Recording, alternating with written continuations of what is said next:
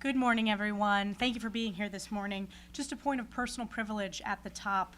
I learned this morning of 2 deputy sheriffs from Saratoga County who were shot in the line of duty in my home district. My family and I are residents of Saratoga County and have a very close working relationship with the Saratoga County Sheriff's Office and have gotten to know so many of the deputies.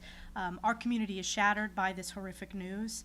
Our entire upstate community stands strongly with all of our hardworking law enforcement who put their lives on the line every single day. We are praying for the recovery of both of those officers who are currently at Albany Medical Center, as well as their family members. These violent criminals must be prosecuted to the fullest extent of the law. And I know that all of my colleagues stand strongly with our law enforcement officers, not only in upstate New York, but across this nation. On the debt ceiling, which I know many of you will ask today, for months, President Biden was missing in action on the debt ceiling, refusing to negotiate with Speaker McCarthy and putting our economy into jeopardy. Now, less than 10 days from a default, Joe Biden has yet to offer or accept our sensible solution that raises the debt ceiling and addresses our debt crisis.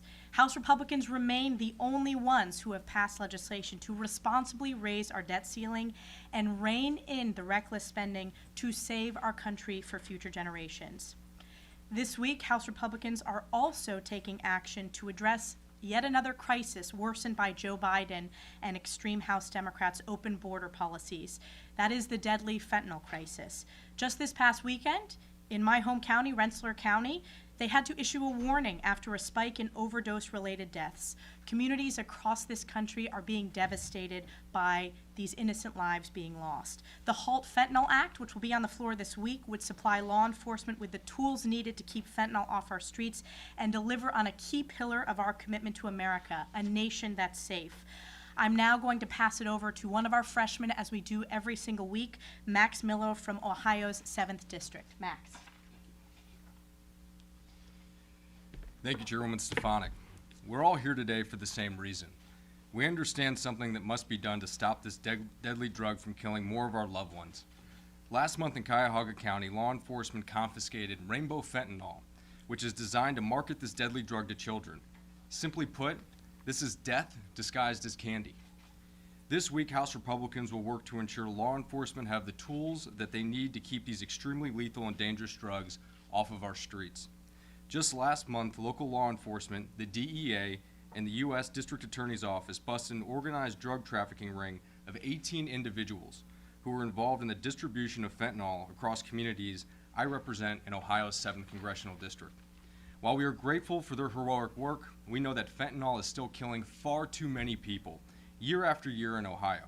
In March alone, 130 people died from fentanyl overdoses just in Cuyahoga County.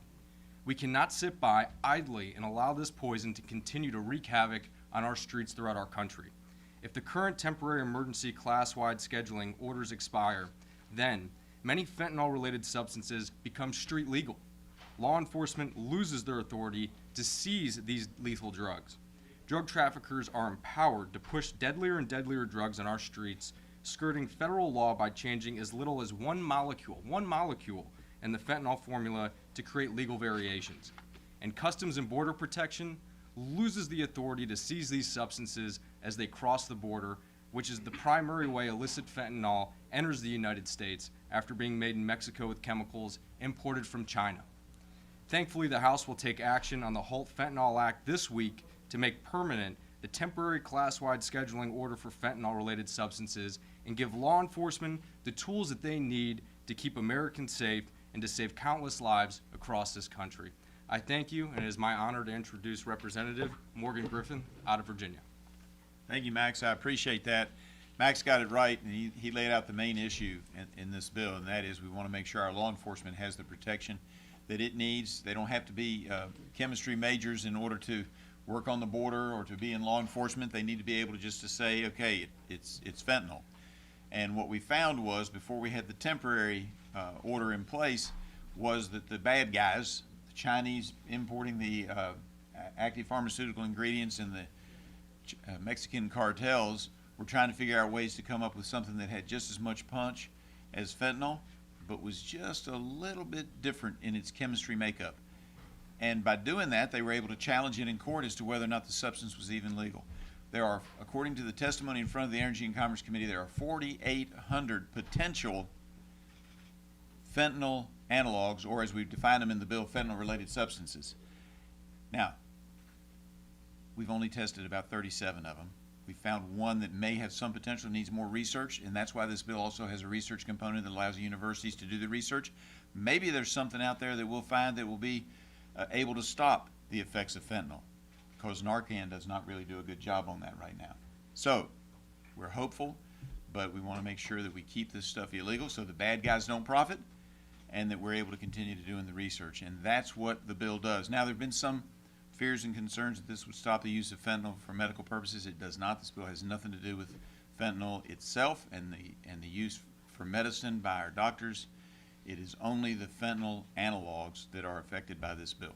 And I now turn it over to our great whip, Tom Emmer. Thank you, Morgan, and Elise, all of us. Our thoughts and prayers are with you and all the residents of Saratoga and the great law enforcement folks that you have there. As our conference chair already indicated, we're 9 days out from the Biden administration's default deadline. And one thing remains absolutely clear. Whatever default Joe Biden is threatening is on Joe Biden. For more than 100 days, Speaker McCarthy has called on Joe Biden and Chuck Schumer to negotiate a responsible debt limit plan. What has Biden done instead? He gaslights the American people and then flees to Japan. What has Chuck Schumer done? He passed a bill naming the month of March Maple Syrup Month. Under Kevin McCarthy's leadership, House Republicans passed an American plan that responsibly raises the debt ceiling while reining in the Democrats' out-of-control spending. To this day, we're the only ones that have provided a solution to avoid default. It's now up to the president to come to the table, with some ideas so that we can make real strides to address this issue. Otherwise, pass our bill. It's over in the Senate. Perhaps the senators should come back from their short vacation and take this crisis that we've been advised is a crisis seriously. The question actually remains, what is Joe Biden and his administration willing to give to provide solutions to the debt ceiling crisis and put this country on a better financial path? If you can't answer the question, again, it is Joe Biden and the Democrats who will have to explain to every American why they decided to default for the first time in this nation's history.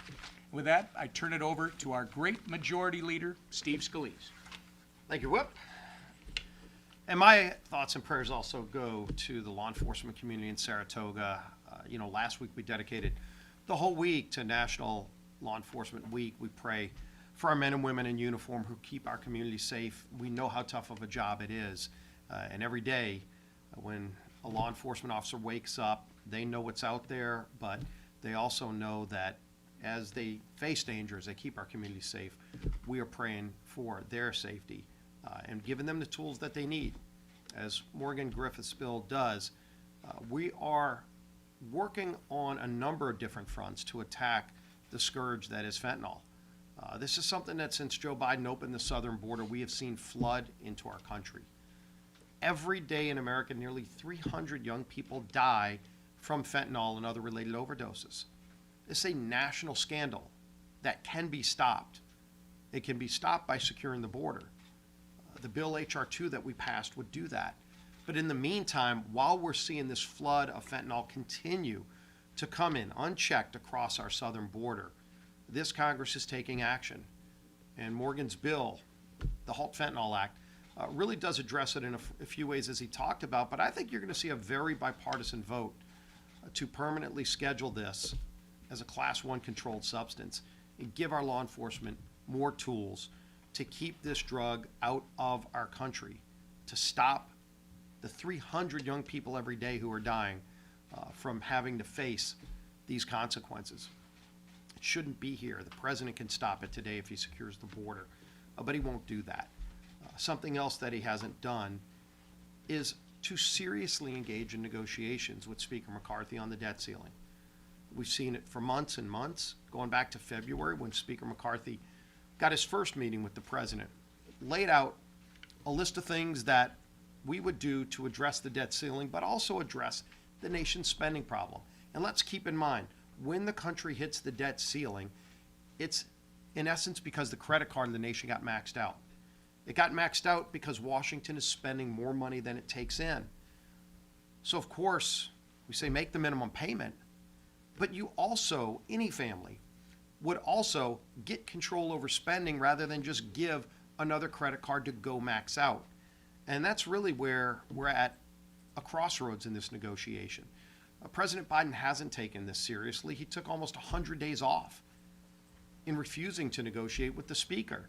We didn't take any time off. We actually went to work saying if the president is going to just sit this out, try to run out the clock and create a debt crisis in America, Republicans will take action. And we worked for months in putting together a coalition to pass a bill that actually addresses the debt ceiling. It also addresses Washington's spending problem. And what is the answer that we're seeing in these last few days from Joe Biden? Again, continuing to run out the clock, not bringing serious ideas to the table, but actually bringing in new ideas that are non-starters. The president's actually talking about more tax hikes. We've made it very clear from the beginning, we're not going to raise taxes. Joe Biden did that in his first 2 years, and look at how that's worked out. I think it's important to point this out as Joe Biden is talking about raising taxes. Look at some of the taxes that Joe Biden has already signed into law to raise on hardworking families. These tax increases under Joe Biden's first 2 years in office are some of the reason that inflation is so high. Some of the reason why energy costs are so high for families, 40% more for household electricity rates. And people would ask, why is that? Well, in part it's because Joe Biden added $6.5 billion in taxes on natural gas. That is a direct tax increase on low and middle income families, breaking his pledge that anybody making under $400,000 a year wouldn't pay a dime in new taxes. Well, I guess he was right about the dime because it's a lot more than a dime in new taxes than that families are paying. And I'm talking about families making under $60,000 a year who are paying this natural gas tax. You know what other tax Joe Biden signed into law that low-income families are also paying? $12 billion in crude oil taxes. So you wonder when people go fill up their car, they're paying 50% more in gasoline costs, in part because of Joe Biden's new tax there. And what is their answer? To try to kill the combustion engine. We actually have a bill this week to reverse the EPA's crazy idea of getting rid of heavy lift cars, your F-250 or other pickup trucks. They're going after all gasoline-powered cars in exchange for cars that ultimately contain a lot of components that are made in China. I don't call it his green agenda, I call it his red agenda, because the solar panels, a lot of the components of windmills, EVs, all made in China. And so the president keeps taxing those low-income families. $1.2 billion coal tax, $74 billion stock tax, which hits 401ks.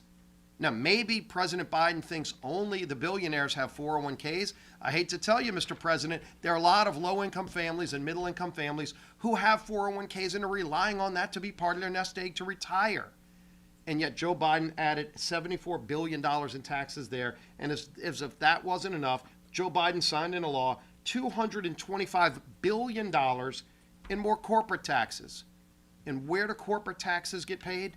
By people who buy things. Again, you wonder why when you go to the grocery store or when you go to any other store to buy clothes, to buy any other products, why it's costing 20 or 30% more. It's because all of the taxes that Joe Biden's already raised. And what is his answer to maxing out the nation's credit card? He wants more taxes. Well, the message we have for President Biden is there will be no more taxes. It's the spending in Washington that's the problem, and it's the spending in Washington that we have to address to solve this situation we're in with the debt ceiling. That's why we passed a bill to do it.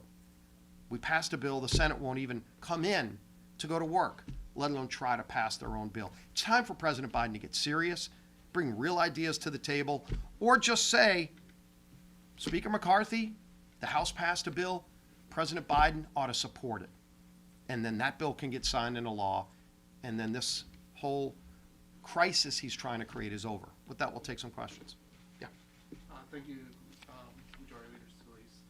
A couple of questions, one for any one of you, and then the second one is for Congressman Miller.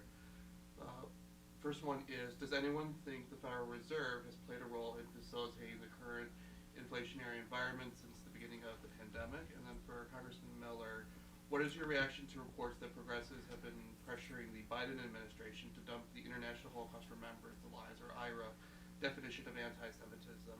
What is your reaction to a Jewish Insider report that the latest draft of the administration's strategy to combat anti-Semitism references the IRA definition in addition to the Nexus definition, the latter of which is supported by progressives? Well, bring up Max on, you know, on the Treasury, on Janet Yellen. Look, she's the one who said that inflation was transitory. They have missed the mark every single time on understanding what was happening in the economy and all the devastation that the spending Joe Biden did in his first 2 years in office were causing. And they were late to react on interest rates, and so they ended up having to overreact and raise rates even higher and higher, creating a banking crisis. So crisis after crisis has been created by their lack of understanding of the fundamental basics of what's happening in this economy, and their answer is to try to double down and do more damage. I'm talking about the Fed specifically, not the Treasury Department. Yeah, but the Fed was late in addressing interest rates. Every economist will tell you when you have inflation rising out of control, interest rates ultimately have to tame inflation, and they waited so long that they ended up having to jack up interest rates a lot higher than they should be right now, and they still haven't gotten control of inflation because Joe Biden won't get control over spending. That's what the debt ceiling negotiation is all about. And for your question, and I am aware of it, it's absolutely troubling. And there's one party, in my opinion, that has always stood by Israel, and that is the Republican Party, where I believe that more than 90% of our conference are Zionists. And if you look at the political influence that this administration has had over Israel and with their judicial reform, that's for Israel to work out, not for the United States to enter into hand. But we see this time and time again, that this administration and these individuals and our colleagues on the left like to change definitions to fit their narrative. That's exactly what they're doing. And I was just in Israel a couple of weeks ago with Speaker McCarthy. And when we went there, you're able to see the dichotomy between where they are and where we are here in America and our views on them. It is extremely troubling that this administration is not as supportive of Israel as what we've seen. And this is just more of the same tack by President Biden and this administration to hammer on the biggest ally that we have in the Middle East, which is Israel. So, thank you. Thank you. I wanted to ask you, so a lot of your Freedom Caucus members still don't believe that June 1st deadline is the actual hard deadline for a default that Janet Yellen has provided. One, do you believe in that deadline? What do you think of your members' skepticism about it? And then two, I just want to ask, do you think she should testify before Congress? Well, we'd like to see more transparency on how they come to that date, but Janet Yellen herself actually left the door open to delaying that in her tweets yesterday. The comments that she sent out yesterday implied that it's June 1st or later, giving some openness to the idea that June 1st may not be the so-called X date. So, haven't really been able to see a lot of transparency, but it looks like they're hedging now and opening up the door to move that date back. Last question. If Secretary Yellen or the executive branch needs to prioritize what gets paid, does Congress have a say in that, or is that within the power of the executive branch to say federal workers don't get paid, Social Security checks don't go out? How does that work in your view? Well, first of all, the real solution would be to pass the bill that the House passed. I don't know what methods they have. It seems like she's indicated they've looked at some different options. Like to hear what she has to say about that. All I know is we passed a bill to resolve this. No one in the Senate has moved to try to pass legislation. Again, if they've got a different approach, Chuck Schumer's really good at trying to criticize other people's ideas. I've yet to see Chuck Schumer's idea that can pass his chamber. We came up with ideas. We actually not only talked about them, we put them on paper, and then we put the votes on the board to pass them. And no other chamber's done that. The president, while criticizing the only plan that's passed, hasn't put anything on the table serious himself that could even pass the United States Senate. We'll do one more, yeah. Do you think that the debt limit is still a constructive mechanism for shaping American fiscal policy? Well, at some point, you've got to have a limit on how much the federal government can borrow.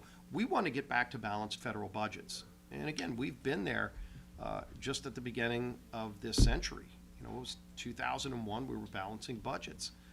We need to get back to that point, and the only way you do it, I mean, the real problem is today, the federal government's still taking in money, in many ways record amounts. Problem is it's spending too much, spending more than it takes in. For every $100 that the government takes in, it's spending $129. No business could be run that way. No family runs themselves that way. What we're trying to do is say, let's address the debt ceiling, but let's also address the extra $29 out of the 100 that's coming in that we're spending that we don't have, and get it back to a balanced budget. We're working out a plan for overtime to do it. The president doesn't even want to engage in that conversation. But That is has the to. debt limit the best way to do that, or does the Well, budget there's got to be process- some mechanism to tell Washington that you can't keep printing money that you don't have, because ultimately it's future generations that pay this. It's just like President Biden's idea to just wave the magic wand and say nobody has to pay their student loans back.